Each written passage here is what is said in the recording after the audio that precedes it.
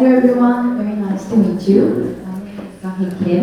I'm a partner at a Korean law firm, Yulton, and I head our data privacy team at Yulton. It's a great pleasure and honor for me to chair this session and moderate together with my co-chair of the session, Hiro, who's sitting here and is kindly participating as a speaker.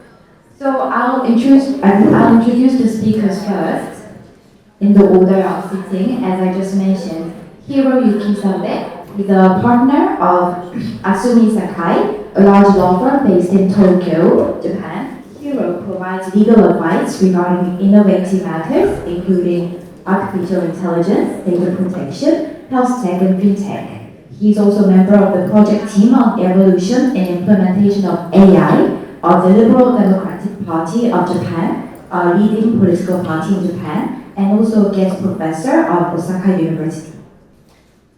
And then next to Hiro, we have Hee-jin Lee. Hee-jin is Associate General Counsel at Meta. As the head of Korea Legal, she handles a broad range of legal and regulatory issues. In 2021, she was selected as a winner of Global Counsel Awards for her achievements as regulatory counsel. Prior to joining Meta in 2018, Hee-jin led MetLife's legal team in Seoul and worked as a corporate associate at E&Co. She began her legal career as capital market associate in the Boston office of Goodwin Procter. And we have also Yuan Burrows. Yuan is a partner and global practice head of Asher's Antitrust Foreign Investment and Regulation team. He acts on a wide range of competition law matters and has a wide range of experience in dealing with the European Commission, Competition and Markets Authority, UK regulators, Competition Appeal Tribunal, and private courts. Yuan is also current chair of the UK Competition Law Association, whose remit includes the interface between competition law and IP and data. We also have Minun Yang. Mr. Yang is a senior foreign attorney at Seoul law firm Kim & Lee.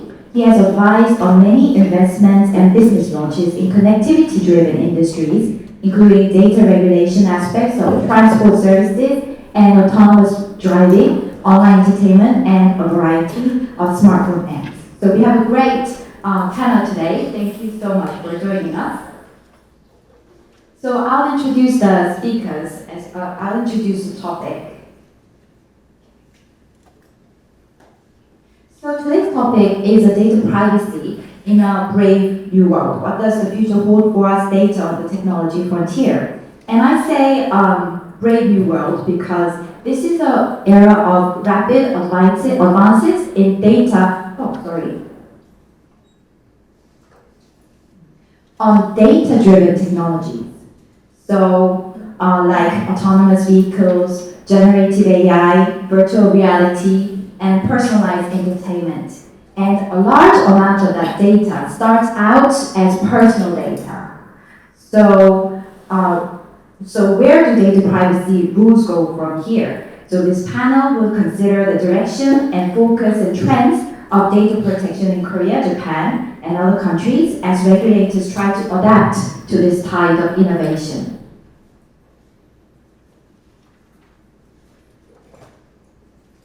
So this brings us to our first topic. We have three topics. First topic is the concept of data privacy changing? As the Personal Information Protection Commission of Korea released a policy direction about AI in August this year, and the PIPC, I will call this PIPC, Personal Information Protection Commission, noted that the AI technology is rapidly changing the way we are collecting and processing data. I mean, traditionally it used to be the companies collecting their data directly from the data subjects who are using your services. They're providing someone who has direct relationship with you. But now it seems more and more you're collecting data from other sources like internet or autonomous vehicles that is driving and using moving cameras or drones, things like that. So considering that we are experiencing this change in how data is collected and processed. Do you think this is changing the concept of privacy? And also related to the next topic, do you think the regulatory focus is shifting or should be shifting to how the data is used or how it should be protected as opposed to making sure that you get the right consent in the right form? So the question is the data privacy concept changing, and is that affecting the way we should be regulating privacy? So we'll start with Hiro. What do you think? Thank you very much. And so the important point is what will be protected by the concept of data privacy. As you may be aware, the concept of privacy was emerged in 1890 when the Brandeis and Warren proposed the concept. At the time, the concept meant the right to be let alone. But of course, the concept has emerged until now, and especially in the EU and Korea, the privacy is understood that it meant the right to self-determination. And in Japan, likewise, most of the scholars interpreted that the privacy meant the right to control his or one's the data subject information. But in the era of AI, there are various types of businesses or situations which are not expected by the concept of privacy. And more concretely, there are businesses related to social scoring or the automated decision making. And in this era, what will be revealed by these new types of businesses will be important. And also, this means that we need to think about what should be protected.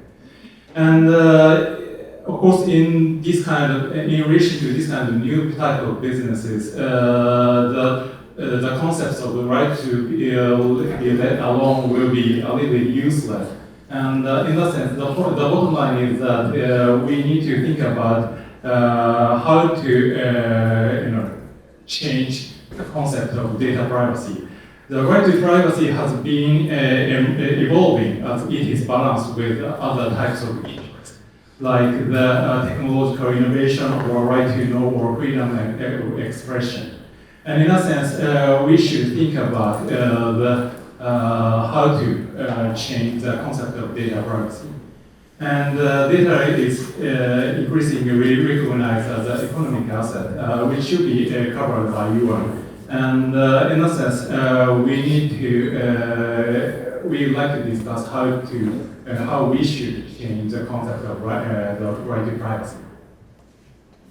So I definitely agree with you that the concept of data privacy is changing, and as I mentioned in the policy direction that it was issued by the Personal Information Protection Commission, the regulator also noted that the concept of privacy is evolving because we need to keep balancing the concept of privacy against other interests that are vital to our society. And also, as Hiro, you have already kindly mentioned, recently there's been discussions that private data is also an economic asset. So interesting to hear your views, Nin and Yuan, on this point as well. Well, the good order of the Sure, is that working? Fantastic, thank you. I've only been in Seoul for 24 hours, so I'm being sustained on coffee, which will give the definition of artificial intelligence a whole new meaning, I think, so, but I'll do my best.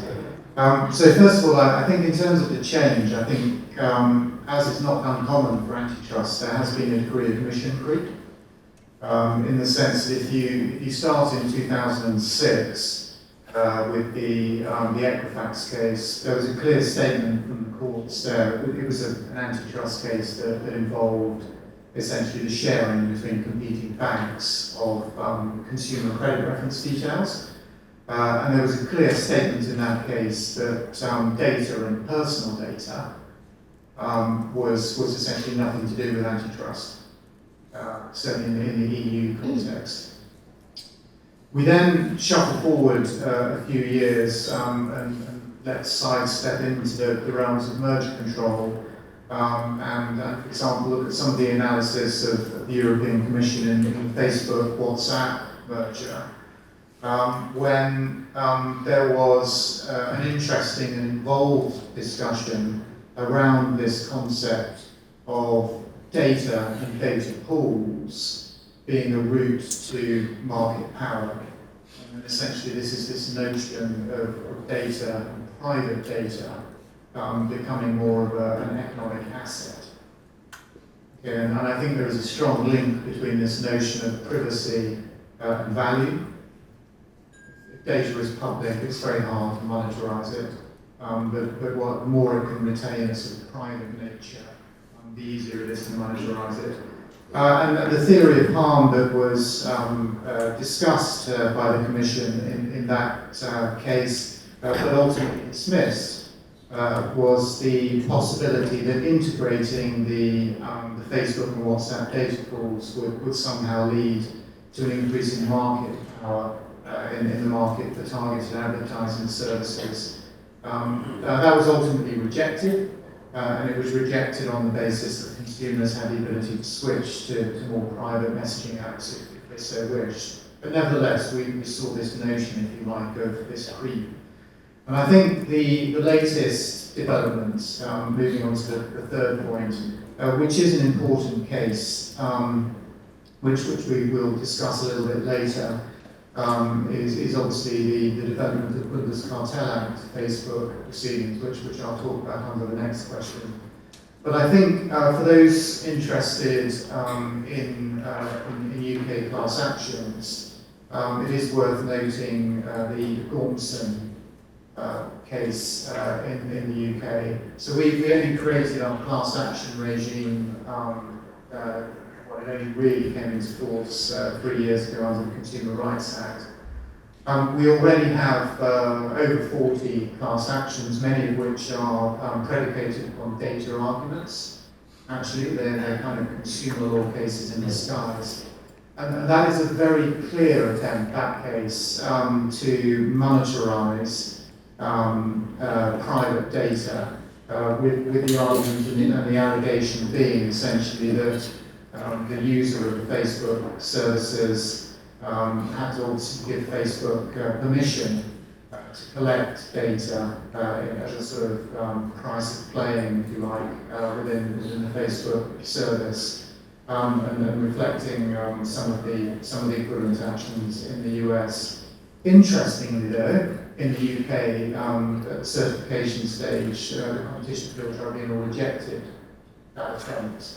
On those facts, if you like, to draw a hard line between data and, if you like, this right to have it monetized. And the plaintiff in that case was sent away for 6 months to try and come up with a better piece of homework. So, but I think if I pause there, that is, if you like, the latest attempt to kind of change the nature of data and monetize it. I think maybe you'll.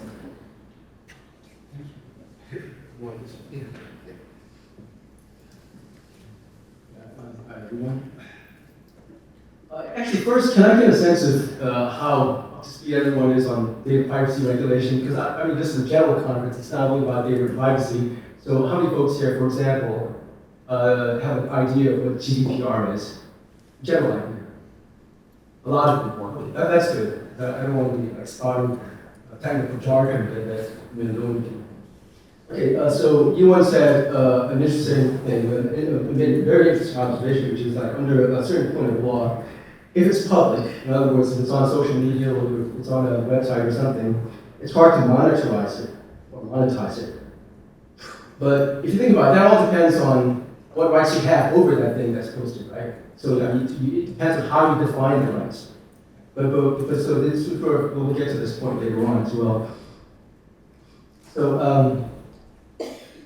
Stepping back a second, I want to point out that the nature of data privacy is changing in that the stakes are higher than ever. I mean, I think everyone in this room here knows, or most of you realize that the scope of so-called personal data is very broad for any machine, It's especially broad in Korea and in the EU, but it's also pretty broad in certain states in the US, right? And it's in some countries. For example, California passed a law that took effect only in January of this year that defines it pretty broadly, except not as broadly as the EU and in Korea. And it encompasses a whole wealth of things, right? Your browsing activity and so on and so forth. But I don't have to go into those details. But a certain data activist about 10 years ago sued to get his records, right? And just printed out there over 1,000 pages. He was just a lackadaisical user of that service.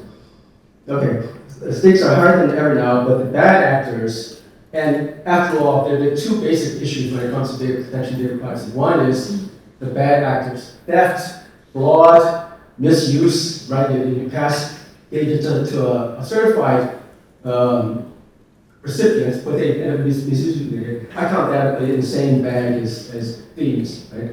So fraud is you bad actors, and at the same time, the amount of data is incredible, and the technology on both sides is extremely advanced. We to just a little bit of a war story. I worked on a data breach just this past year, 2023, that involved, at least in Korea, involved nearly 2 million users. And the attackers, I'm not sure where they were from, but maybe partly from Eastern Europe, partly from China, were able to use, conservatively speaking, in the old days, when there was a data attack, the attacker would use 1, 2, 50, 100 IP addresses. Okay, because an IP address basically corresponds to a computer, but they have, fictitious IP addresses now to pretend to be somebody's home computer or something like that, right? They use over 1 million IP addresses. This is top-tier technology, and every step that our client could take to defeat this attack was countered. It was countered by AI. You can see it in the pattern of the attack. The attackers were using highly sophisticated AI, which even overcame the CAPTCHA safeguards. Those things where they pick the squares that show a truck, right? It overwhelmed that as well, right? And so the stakes are extremely high, but the technology on the defense side, but even more so on the bad actor side, is overwhelming. Let's bear in mind that it's only part of the picture. Talk about data privacy, data protection. One is bad actors. The other is sort of questionable use on the part of government and industry, right? People have the data legitimately, but don't use it according to the wishes of the users and consumers. Second, sorry, I think I can say most of my piece right here on this question. Second, there's a certain level of convergence between the legal systems. There's a certain level of convergence. GDPR was passed in 2016. It took effect in 2018. That's a landmark legislation. It happens, as some of my colleagues in Korea know, that Korea beat the EU to the punch. Our data privacy regulation, since we're in Korea now, I think I've mentioned it a few times, kind of proud of it in that way. The Korean law, the Personal Information Protection Act, was passed originally in 2011, and it got amended a few times. Right now, you're in a country where the data protection law is, in many ways, the most rigorous in the world. It's the most rigorous in the world. It's a little bit weaker than the EU in that the penalties that you can get for messing around with data in Korea are not quite as stiff as in the EU. EU is a worldwide income, this and this and this. In Korea, it's a little bit less. But the requirements, for example, authorizing cross-border transfers and a lot of, I can name a whole list of aspects in which Korean law is different than the one in the EU. But on the whole, there's a convergence. For example, just in the latest round of amendments to the PIPA, it's called the Personal Information Protection Act, there was another slew of amendments that brought it closer to the GDPR regime. So incrementally, Korean law is approaching GDPR, and California law, which is probably the best, very well-written law, is probably the best data protection law in the US, clearly is also modeled partly after the GDPR, right? And sorry, I hate to oppose, but could you just go to the slide 9? The IPP, I think a lot of folks here will be familiar with IPP. This is the International Association of Privacy Professionals, excellent. And I kind of copied it's fair use, I copied something from their website. So it's a chart of the legislative movement in different states. This is an excellent piece of material. It's the state legislation tracker, right? And you see the columns, you have to like spring the neck if you want to read it, but the different categories of regulation, and it's very well laid out, like access, like the lead, and so on and so forth. Data portability, and shows the movement in the US. And it's very recent, as you can see, the dates of these laws. California is the best. But my point is, this is moving closer, this is starting to resemble the EU. It's got a lot of the same concepts, even data portability in California. Data portability means, as many of you know, you guys have my data, I want you to give to me, or I want you to give it to these other guys. Okay, that's data portability. And we'll get to this again, but data portability is really, depends on how you define it, but it could be the game changer. Because you and Hiro talk about data as property, but if you think about it, if you have perfect data portability, and you say, you guys, you have my data, give it to these guys or give it to me or what have you, that's property. It functions like property, right? And you very incisively pointed out that the status of data as property is in doubt. It's a gray area.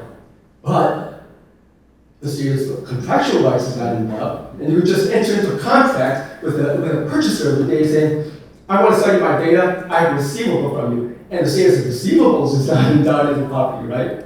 I mean, I think that data portability is almost functionally equivalent to a property right. Okay, so that's mine.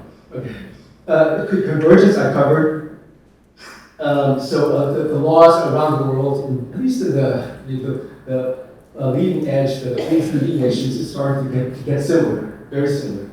And that's probably because in the EU, they have this like the adequacy procedure regime where EU companies are restricted from transferring data overseas outside the EU unless it's to a jurisdiction that's found to conform to the EU regime. Right? I think I'll skip a couple of. Okay, I had a point that the legislation is moving extremely fast, but you all are aware of it. I highly recommend the IAPP website, which shows the updates each day, and they're massive. It's the most fast-moving area of regulation probably in history. Right? And personal data as a property interest. This is very interesting, but I'm going to cut it short here. This debate goes back a while, to about 2013, where a person named Gerald McNair, who's one of the gurus of computer science in Silicon Valley. He's one of the godfathers of virtual reality. He proposed that, the internet, AI, it's all contributing to the rich get richer, the poor get poorer. At the end of the day, people are going to have nothing. They should have something, and what should it be? Their property interest in their data. That's all they got, right? So they should be able to sell and monetize everything with their data. Interestingly enough, this was raised as a campaign point by Democratic candidate Andrew Yang, no relation, in 2019. Right? So he said everyone should have a property right. Everyone's data should be treated as a property right. It didn't get a lot of traction, although it was supported by bipartisan support in Congress. Right, so maybe that's the biggest way in which data privacy is evolving. Like you and Hiro pointed out, it is taking on the dimensions of the property interest in itself, like a thing, a car, or a bank account, or something like that. But in any event, it could turn into a receivable. That's what I'm thinking. Okay, the last point is, there's a lot of nonchalance among users all around the world. In Korea, we have this very strict regime. I'm a data lawyer, but I never read the privacy policies. I mean, I only read the privacy policies because it's my job to do that. And I just download an app and say, I have to check everything, whatever. Because I'm assuming that there's got to be a law against that. Like the worst kinds of abuses, there's got to be a law against that. That's what I'm thinking. But it's very concerning, not just because it's nonchalance with people, but that nonchalance, the fact that people don't really care that much. Look at Subway, people are downloading apps, and they say that, yeah, I approve everything, whatever. To me, it reflects or it promises nonchalance about legislation.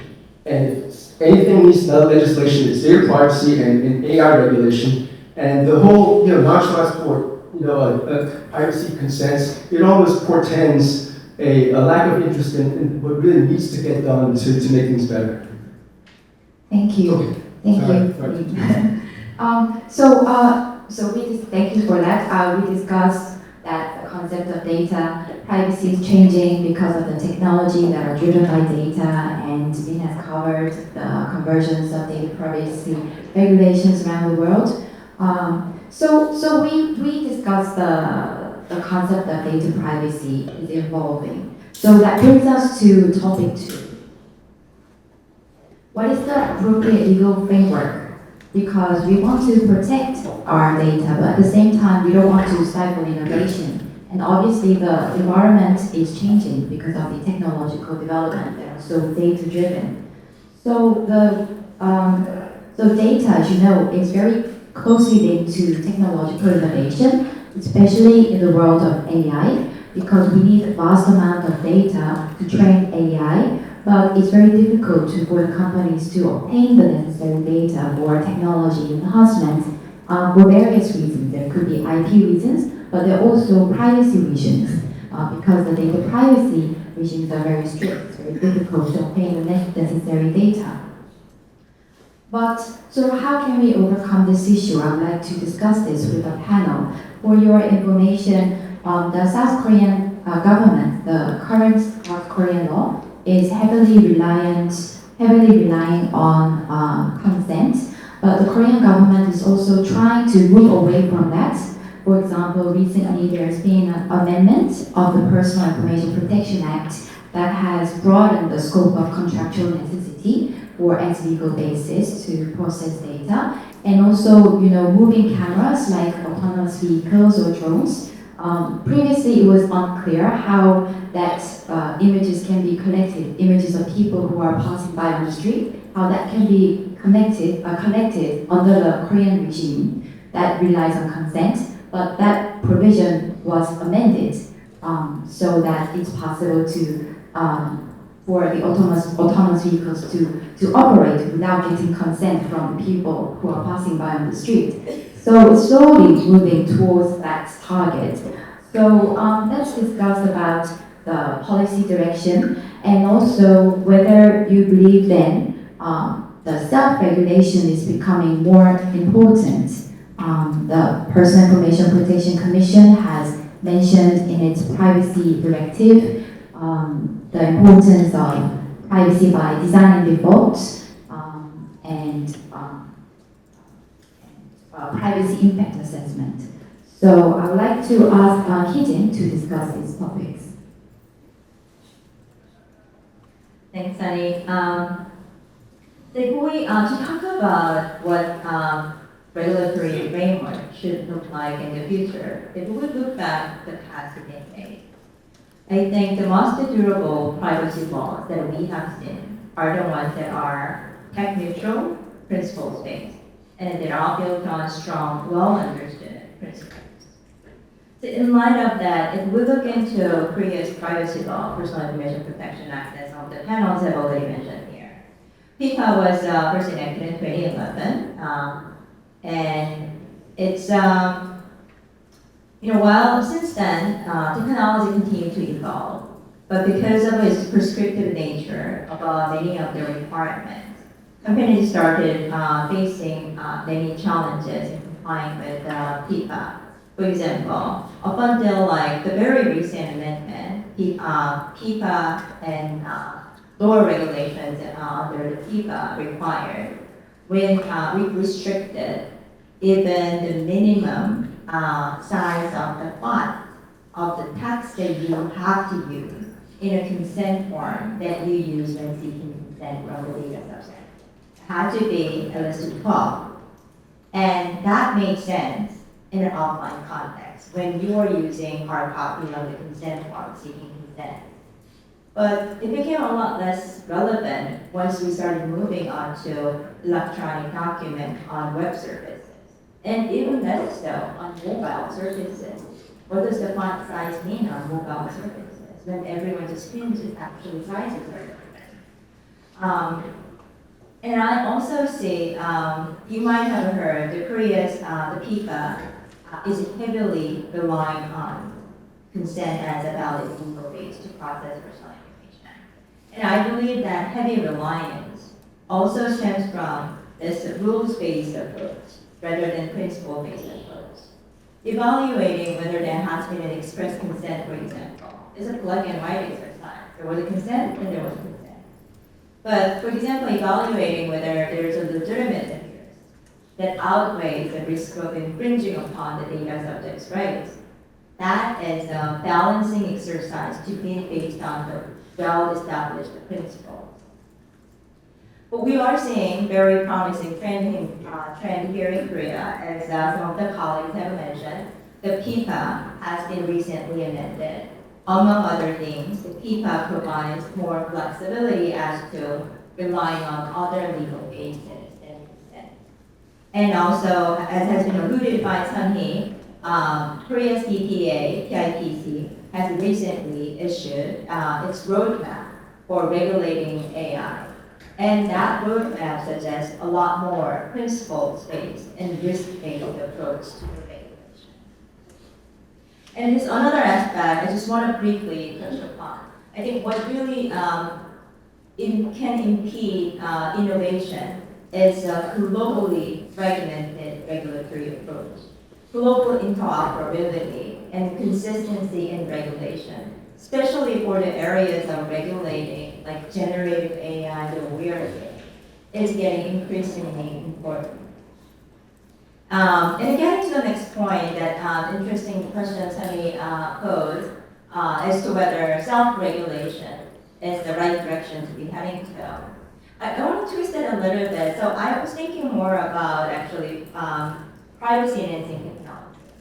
Like privacy and PEP, we might have heard as a PEP.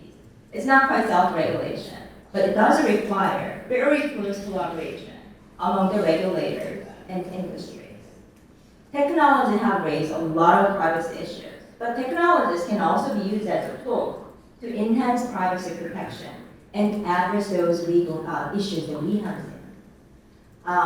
So I am actually, I see it as a quite promising trend. Regulators, more and more regulators across jurisdictions are focusing more on the PEPs and trying to find a way to integrate the PEPs into their regulatory framework. And that will include Korea as well. So to give you a little bit of an idea, like just not into details, I don't think I'm qualified to speak in details, but what PEPs means. Just a couple of examples. That would include like multi-party computation, MPC. You might have heard about it. It's a technique that allows two or more parties share encrypted data, share insights from that data, but they do not learn about each other's data. Because that data that each party has remains encrypted throughout the process. But they can still extract the insights and share that insights together. The other example of a PEP would be on-device learning. That's a technique used to train algorithm from insights. Insights analyzed, processed on your own device. So instead of sending data from your device to remote server or cloud, to process that data, analyze data, and to gain the insight and feed that into AI. What it does is that process data, analyze data on your device, and get the insight and use that to feed AI. So those will be some of the examples of the PEC. Thank you, Hee-jin. So, as you mentioned, more flexible legal basis seems appropriate way to regulate, and also thank you for introducing how to enhance technology, enhance privacy through technology. So next, I think we'll ask Hiro and Yuan. When we were having prior discussions, we talked about, the data privacy issue is affecting all industries. So as you would agree, Yuan, the fair trade regulators have different perspective about data privacy from the privacy regulations.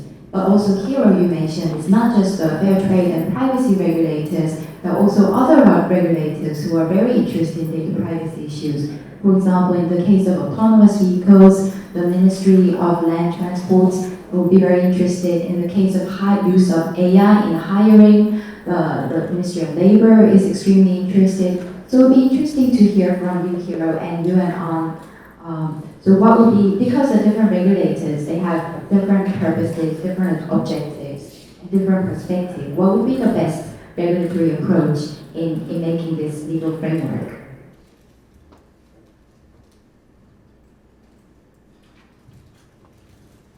So, thank you very much. And as Sanki said, the relevant regulators are not limited to fair trade regulator or data protection regulator.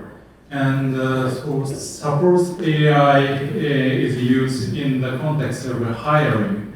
And in that case, the laws of labor laws or employment laws will be relevant, and therefore, in the US, the EEOC, the Equal Employment Opportunity Commission, has clarified their attitude in relation to how the labor and employment law will apply to AI. And this is also true in the context of banking. For example, the AI can be used for the purpose of anti-money laundering.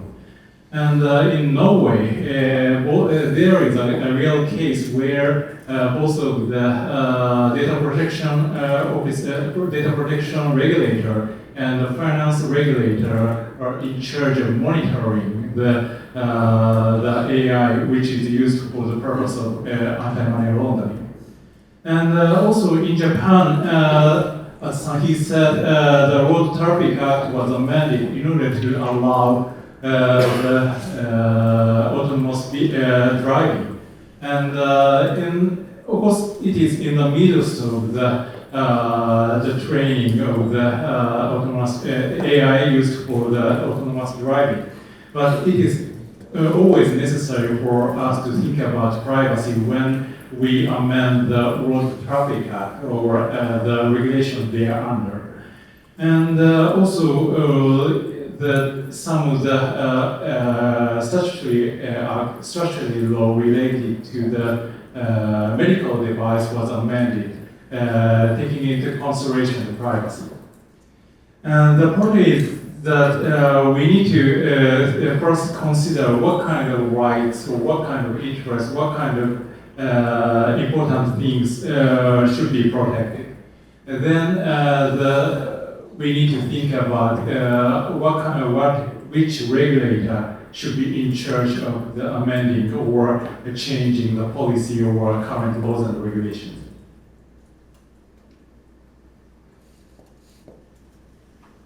Right, so Thank you, Hiro. So I think I was going to make two points here. Firstly, this notion of the tension between privacy and innovation. And secondly, just a few points around who should be regulating this, what's the appropriate legal framework.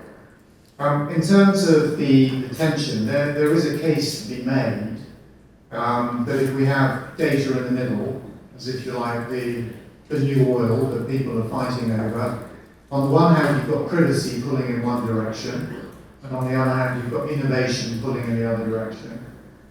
So in order to stimulate innovation, a world is a more innovative world where data can be freely obtained, exchanged, etc., in order to move forward products. And there's a good case to be made for that. I think maybe a good example of perhaps that tension being reconciled in a good way comes out of the UK's investigations into retail banking, which is sometimes called the Open Banking Inquiry, which came up with a selection of remedies that I think have generally been found to be a really good way of having reconciled this tension and this issue. In the sense that at the end of this investigation, the 9 major retail banks in the UK were required, by way of regulatory order, to essentially come up with a series of common APIs which allow customers to be able to pick up their data from one bank, give it to another bank. So if they wanted to switch banks, that assisted them, if you like, that portability point. And they were also given increased access to their personal data, as would permit, for example, peer-to-peer payments to be made through quite innovative new developments in banking. And I think that's a good example, which you can see echoed a little bit in the GDPR, in the sense of the Article 20, as Min has already mentioned, the right to portability. And I think the point I would make there, which goes back to what we were talking about before in terms of privacy and ownership, it's kind of a really clear statement as to who owns the data. And that data, the private data, was not owned by the banks. It was owned by the data subjects, and they had the right to pick it up, and they had the right to port it. And I think that's quite an interesting nexus between this idea of privacy. It's a very controversial, I think, thing to say that there is a property right in private data. It will make a great PhD topic, I think. But I think nevertheless, that's a good example of sort of reconciling that tension. So then on to the second point, which is what's the appropriate framework? And I'm conscious this issue may appear very different depending on which part of the world you're sitting in. I mean, if you're in some of the North American common law jurisdictions, you may be scratching your head slightly at some of the stuff that, for example, the European Commission has come up with, where obviously the GDPR is an extremely powerful, cumbersome, rights-derived piece of legislation. Nobody should be any doubt about that, and its provenance is very much the right to privacy. And you can see that much of it is, I think, is of a Germanic jurisprudential origin. But it's a very, very rights-driven framework. And I think that means that if you leave the regulation to the GDPR alone, that will be prioritising privacy. It will not be prioritising innovation. And if it is over-applied, it may well operate to stifle innovation. I think there's a good case that can be made for that, actually, if it's over-applied. Very much a sort of rights-based regime, and I'm conscious that many of you are familiar with this, so I won't dwell on the details. However, if I can go back as my final point, this issue of antitrust creep, there has been a really interesting development in July of this year regarding the amalgam of antitrust and data privacy control in the Court of Justice's judgment in respect of the Meta Bundeskartellamt case, which I know many of you will be familiar with. The Bundeskartellamt being the German competition authority. This case, as I'm sure many of you are aware, involved the Bundeskartellamt making a number of really quite controversial findings.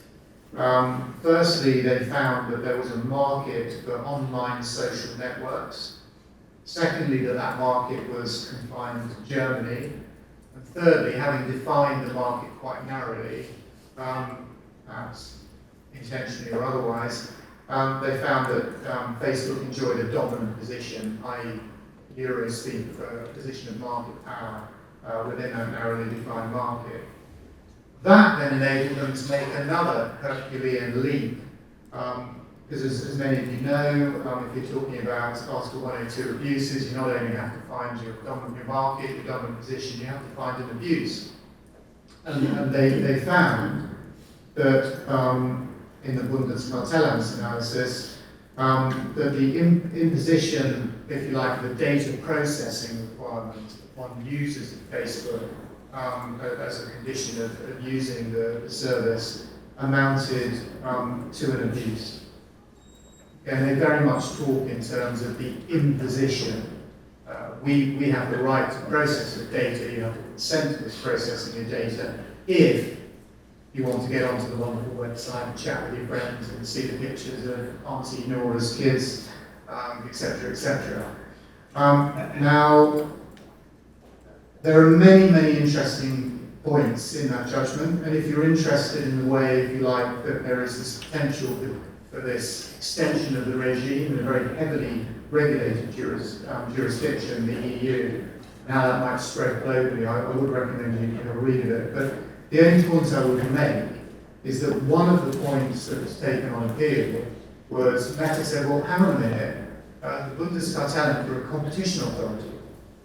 What on earth are they doing making a finding that the GDPR was breached, which they do, and then relying upon that finding to then found their finding that that amounted to an abuse. A pretty reasonable position, particularly if you remember what I said a few moments ago about the Equifax case. You know, antitrust, as it tends to do, getting ahead of itself, surely. Well, the Court of Justice said no. Actually, it is okay for the Bundeskartellamt to apply the GDPR. It has the ability to do that in circumstances where it is examining whether there has been an abuse of market power, if you like, it's bound up with that finding of abuse, and providing that it takes certain steps to avoid inconsistency of judgments. So there's some stuff in there around the fact that if a competition authority is putting on its sort of size 12 boots and launching into the China shop of data control, it has to consult with the relevant data protection regulator in the jurisdiction concerned. This is EU, of course. Where there's a prior finding, it cannot depart from that. But otherwise, we now are in a world, providing the Court of Justice doesn't somehow get changed in its findings. We are now in a world where the competition authorities, where they're able to put that market power hat on, okay, they are able to apply the GDPR. And I think that is quite an important development. And I think it's pretty controversial actually, because it's all well and good to say, well, hang on a minute, it seems vis-a-vis the consumer to be a little bit of an abuse, if you like, of whatever the Bundeskartellamt was thinking of the relevant contractual rights to impose these terms. But Article 102 is all about economic effects, impact on competition. And I think there is another question that one could legitimately ask, which is, well, okay, you might think that this is a little bit, if you like, lack of fair bargaining in terms of Facebook and the consumer. But that's not the area of law we're in. This is not what in Europe is called fair competition case. It's an Article 102 abuse of competition case. Where do you then join up the next dot to where is the impact on competition? Where is competition being harmed, if you like? Where is the unfair competition that results from the application of that term? Because it's only really in that world that the competition authority should be engaging, as opposed to leaving it to the data regulators, I think. Much as we competition lawyers like to AI people's scars. But I think that's what I would say on those points. Yuan. So it does seem very controversial that the trade authorities would make a decision on privacy law. That's an interesting point. Min, would you like to add anything on this point before we move on? Yeah, just briefly. That was really interesting. Actually, just a couple of quick comments on the W case. But before that, as far as the approach to regulation in general, I think there's an argument to be made that the consent paradigm disclose what you're going to do with the data, purposes, the kinds of data, transfers, and all this stuff, and then get consent, get the user's consent. I think there's an argument to be made that has proven to be a weak paradigm. And actually, in Korea, there are signs that the regulators got its wits about it and starting to edge toward more hardline regulatory paradigm, which is this is restricted, this is prohibited. Okay, just bright line dictates rather than the consent paradigm. Because after all, I mean, you don't need me to put it in context, but consumers are ill-informed in general, and by and large, people don't read the things. Okay. Now, what would replace it, for one thing, is actually, I'm really sorry to take time, but could you go to slide 8?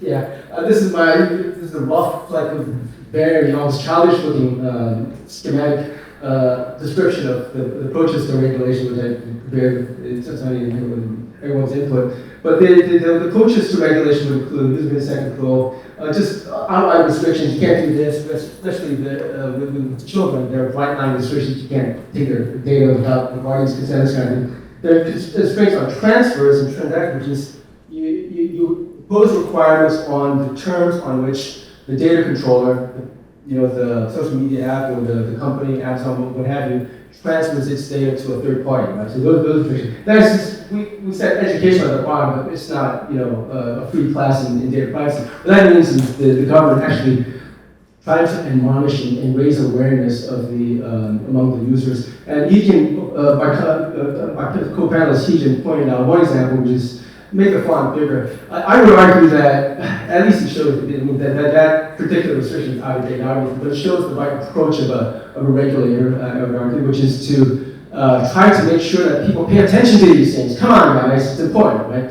And now, arguing about the fonts is one thing, but what if a regulator were to say, whatever you guys do, you operate and stuff, on page 1 of your privacy statement, or in the consent boxes, right? Say up front, we are going to use your data for behavioral advertising. That's not trivial anymore, okay? Because that's really putting up front and center. Hey, you're going to start getting like funny looking ads, okay? Ads for socks and bicycles, whatever. Just based on how long I view the screen, something like that. Okay, so I think that goes hand in hand with my observation that consent paradigm is to be doubted, and there are other approaches to regulation. Ewan pointed out that there's a persistent tension between privacy and innovation. This goes back hundreds of years. I mean, there's a classic debate in Parliament where Thomas Babington Haldane stood up and said, copyright is a contest between innovation and rights and incentivization, right? So this is the same issue, but on the other hand, even if you do grant a heavy dose of property rights, right, heavy dose of GDPR, European, German-style rights, there can be a market for those things. So it's not locked up in each individual. People can sell and trade their rights and give them up, which goes to the point that was just making about this decision in Germany. Where the basis seems to have been that it is kind of like a market. It is kind of like a market. And Facebook is there's a market for online social networks, and Facebook is dominant. I just want to point out to this ABA, this comes up in the OpenAI litigation. Okay, so there are several pending lawsuits against OpenAI in the US, as you know. A couple of them are based on copyright, or one of them is based on data privacy. And in that case, the lawsuit filed class action on data privacy grounds, data ownership grounds. I just wanted to quote a couple of things which resonate so well with what you and my co-panelists have mentioned. Now, this is the principal argument, so you have to take it with a ton of salt. You haven't heard the other side yet. It says, courts recognize that internet users have a property interest in their personal information and data. Google LLC, Because personal data is valuable personal property, market exchanges now exist. Market exchanges now exist where internet users like plaintiffs and putative class members can sell or monetize their own personal data and usage information. You already mentioned Facebook stuff. For example, Facebook has offered to pay users for their voice recordings. It's citing something like Facebook and the law specifically recognizes the legal interest in unjustly earned profits and So it seems to me, that there's an evolving, this discourse, the ideology is evolving toward a view that data privacy intersects a lot with competition issues, right? And that's, I'll stop there. Thank you. Thank you, Min. So we discussed the legal framework to regulate the data. And in the third topic, we want to focus more on the AI-related data privacy issues. There are two large issues from my perspective. First of all, collection and processing data for training AI. So the most controversial point seems to be public data, publicly available data, like web scraping. And the second issue is rights of the data subjects that receive AI services, like right to request deletion, the right to access information about your own personal information, and protection from misuse. So it seems that in trying to resolve these issues, it's necessary to take a balanced view between the privacy and technological innovation, as we have discussed in the panel today. So we'll start with Hee-jin on this point. What are your thoughts? Thanks, Sunny. So I guess we all have seen, especially in the last several months, and have been quite impressed with the utility of generative AI. Even more so with the potential prospects of how they might be able to change our lives in the future. But then again, it comes with a myriad of issues, including a lot of privacy issues. So starting with training AI. Training AI, especially large language models, requires collection of massive amount of data. LLMs released today are primarily trained on publicly available information, probably using techniques like web crawling, as Sunny mentioned. In some jurisdictions, publicly available information is not personal information because there is no or very low level of expectation of privacy. But in other jurisdictions, including Korea, publicly available information too is a personal information. In that case, what would be a legal base to use the publicly available information to train AI? Can we get consent? Given the sheer volume of the data, tracking down every single data subject and getting their consent doesn't seem practical, if not impossible. Contractual necessary. There might be cases that might work, but in many cases we have seen, developer of AI doesn't necessarily have a contractual relationship with the related data subjects. So it seems like the legitimate interest seems to be more of a promising option.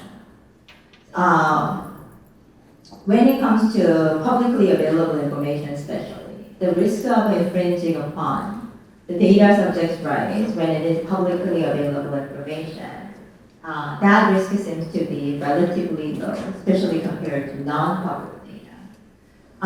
And this seems to be the direction that Korea's Korea's PIPC, the DPA, is also taken in their recently released roadmap for AI regulations. They have expressly mentioned their legitimate interest as a potential legal base to rely on processing publicly available information to train AI.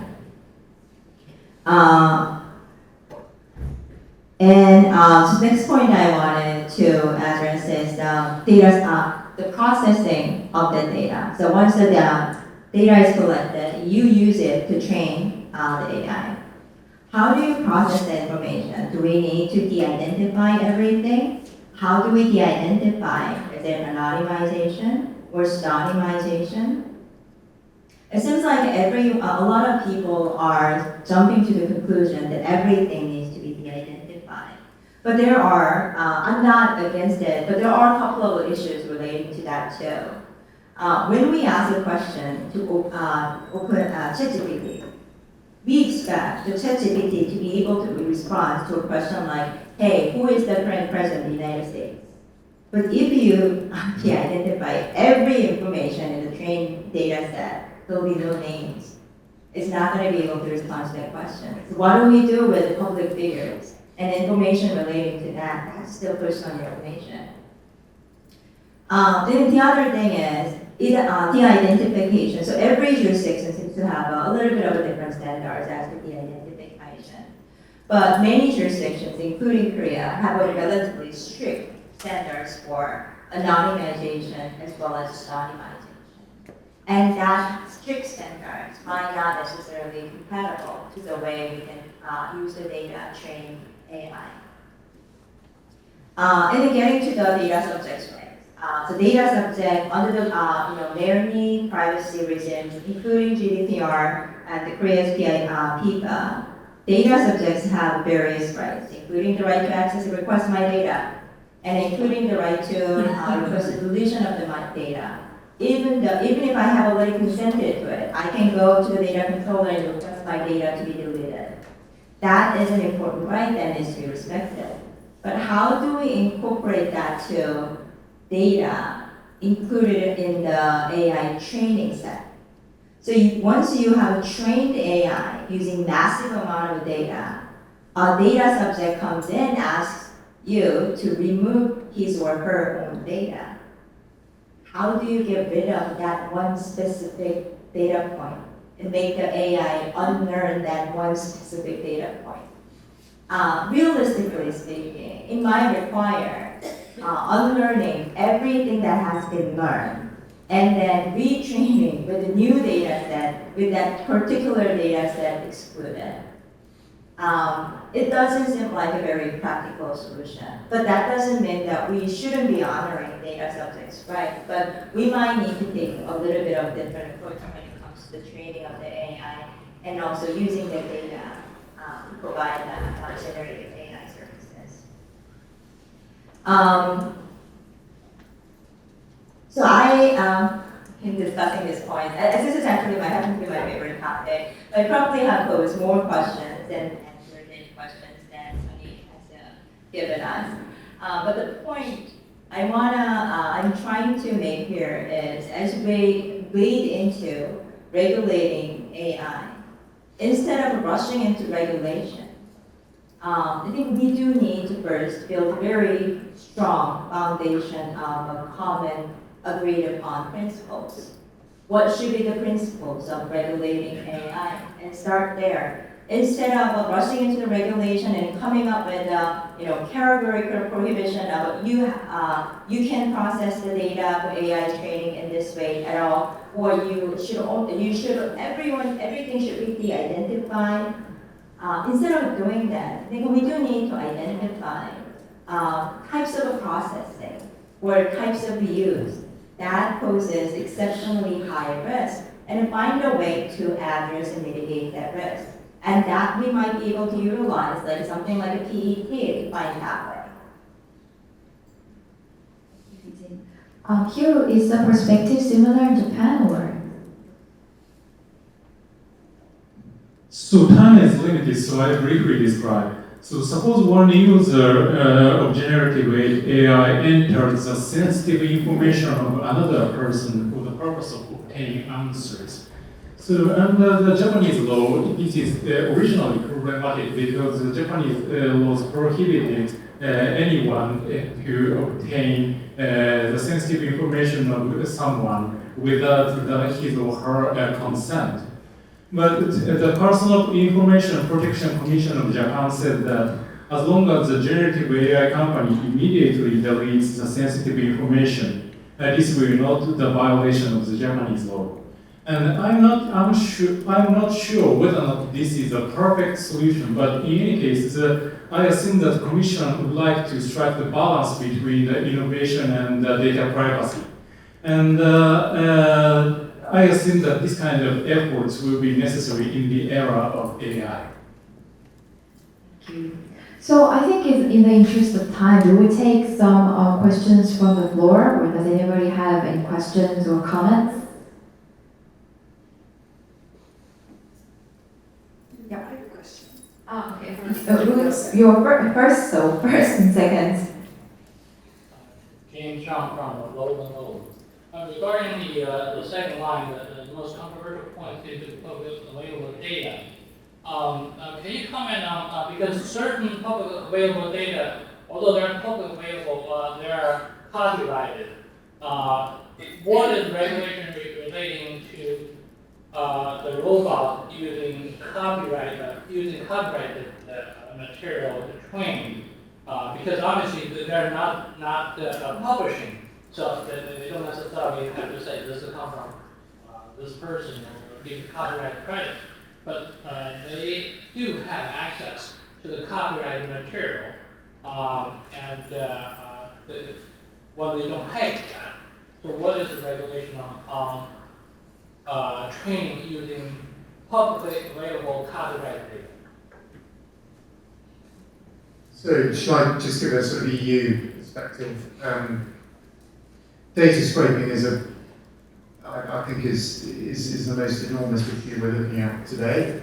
It also has personal implications for all of us, of course. I mean, it used to be that you could tell you were of a certain age because you looked in the mirror when you were shaving and you saw your father staring back at you. These days, it's when you go onto Google and you start getting advertisements for ride-on lawnmowers and things like this. So it really is something that impacts all of us. In terms of the very sensible question, first of all, the GDPR, this is a real weakness, the GDPR, precisely because the definition of personal data is so wide and doesn't distinguish between private and public. And the GDPR gets into a real mess around web scraping. Article 14 is relevant in the sense of the obligations to notify the data subject when you obtain their data indirectly. But of course, when you're looking at 14 million data subjects, when does it become practical? When can you use, if there is a limited exception, you don't have to do that where it's impractical. But the only jurisprudence we have at the moment is a rather strange decision of the Polish Data Protection Agency on this point, which many of you will be aware of, where they found that actually a requirement to notify 7.5 million data subjects who had been web scraped wasn't disproportionate, and they should have done it. In terms of copyrighted material, I think that in a way that is one of the exceptions, in the sense that you can also see echoes of this in the database regulation that we have in the EU, which I think seeks to, if you like, codify some of the aspects of copyrighted material. So when you are able to identify some inherent subject matter to the material concerned, either because it has, if you like, there's been an inherent work product, and there will be better qualified IP lawyers in the audience than I am to describe this. You may be able to identify it as a database that cannot be scraped, and in particular, the test that's relied upon by the courts is whether, if you like, a replication would be depriving the database creator of the right to make money from the investment in the creation of the database. And I think there is an equivalent right if you demonstrate that the material concerned could be subject to copyright. And as you know, this varies on the jurisdiction, but certainly in most EU jurisdictions, it's relatively easy to get something, I think, within the boundaries of copyright if you can show that it does have some inherent property to do it. And in those circumstances, you can't just scrape it and recycle it. But of course, you've got a whole bunch of other problems about enforcement and stuff. So sorry, very long-winded answer, but I think you have identified one of the valid exceptions where you can control data scraping. But the big point for me is this is a real deficiency in GDPR and needs looking at. It doesn't deal with the issue expressly. Thank you. So does that answer your question? Yeah. Thank you. So we take the second question. Hi, I'm Linda Green from Michigan State University College of Law. Excuse my voice. How have you decided to weigh these two interests? What privacy, the way some of the conversation is going, you're treating them as equal and trying to decide. But typically you decide that an interest is important or fundamental or compelling, and then we have more rigorous regulation in order to protect it or to forbid it all. So I'm wondering how that particular decision is being made in regulation, or is there a consensus that they're equally weighted already and therefore privacy can be relinquished? So if I start with the Korean view, it's this balancing of interest. It's not specifically expressed in the law, so it's carried out by the court decisions. So based on various factors, circumstantial factors, the court decides the scope of infringement against the impact on the society and the subject rights. For example, if it was a public figure whose information, and there's a famous case where an online website collected publicly available information and used that to provide online services to other people about your career information. And the courts considered an important factor that that person voluntarily disclosed his information on his company website. So when you have voluntarily disclosed your information, the court considered that you have agreed to some extent that somebody is going to see and use that information. So those kind of factors the court considers important in Korea. Do you have anything else to add? Sure. I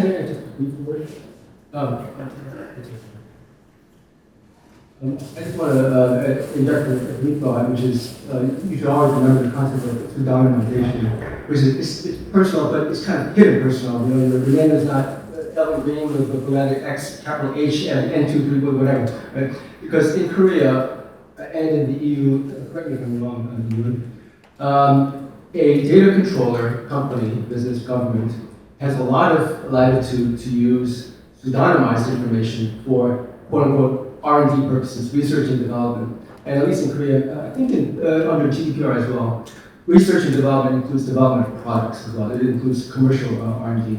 So one of the ways that a clear balance is drawn in Korea, it's also reflected in the AI policy, is that if it's not quite so personal, you know, it's pseudonymized, it's manipulated for less personal, then you have a lot more leeway to use it in research. Okay, we'll take the last question. So what are some legal perspectives on training data on either encrypted data or without actually, the trainer without actually having access to that? I don't know if Sorry, I missed the question. So what are some, across different jurisdictions, what are some legal perspectives that are currently being thrown out or actually been enacted on training AI on either encrypted data or data that's not encrypted but the trainer doesn't have access to it? Hiro, do you want to? They don't have a physical access to it in their database. Sorry, could you speak up?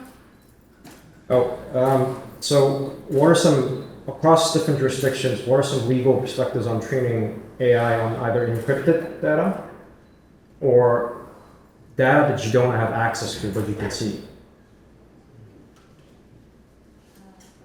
Sorry, what do you mean by the data you don't have access to? How would you train AI?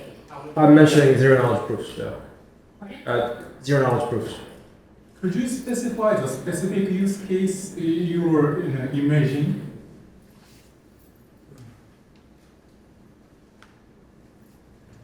I can answer part of it. They're a part of the Korean policy statement about development of AI recognizes the need to use privacy-enhancing technologies or try to in training AI. So in this instance, for example, you have what's called synthetic data, as you may know, and that involves you want to teach the AI patterns, right? But you take this pot of pseudonymized data. It's not entirely de-identified. It's not anonymous. It's pseudonymized data. And the way synthetic data works is you maintain through another AI the same patterns among the data, but you change you tweak it a little bit. Things don't correspond exactly, but you make sure that the same patterns persist through your processing, and then you feed that to your generative AI program. So in the Korean policy statement about how safely to develop AI, there is a recognition that PT, privacy-enhancing technologies, should be incorporated to the extent feasible. So that's part of the answer. I think your question is fairly advanced. As to the encryption point, just without limiting the context to using it for training data set for AI, whether encrypted personal information is personal information is actually not very clear under Korean jurisprudence right now. It's actually all over. There is some regulatory decision that was made as whether it's encrypted or not, it is personal information. Then there are some case laws that provided, depending on whether you have access to decrypt, you are able to decrypt the data, or whether you are giving it to someone who hasn't have access to another person who has the ability to decrypt the data, it might or might not be personal information. And I agree with Min. I think in that sense, as we develop privacy and technologies, it will be working. That's what we envision as a key area to work with the regulator to find the right balance as to what is when does the encrypted data become no longer personal information. So, due to the time limitation, we'll wrap up this session. Thank you so much for participating.